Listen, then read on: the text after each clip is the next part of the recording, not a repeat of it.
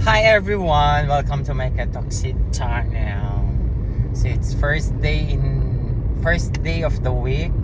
So let's have a wonderful day and then the whole week. Huwag lang tayong bibitaw, sabi nga nila. Grabe. Sobrang bilis ng oras at saka araw. Kanina nagmamadali ako. Alam niyo yun, kumbaga multitask ang lagi kong ginagawa pag nasa bahay ako. Ginagawa ko yung mga hindi ko natapos na gawain, nagluluto.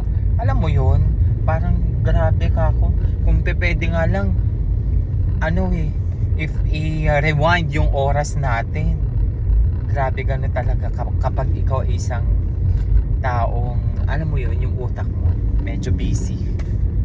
Busy daw. Eto, diretso na naman ako sa office namin, may meeting kami. Tapos yung meeting namin every once a week lang yun, ay once a month. So yun mga katoxid, lagi kayo mag-iingat. Okay?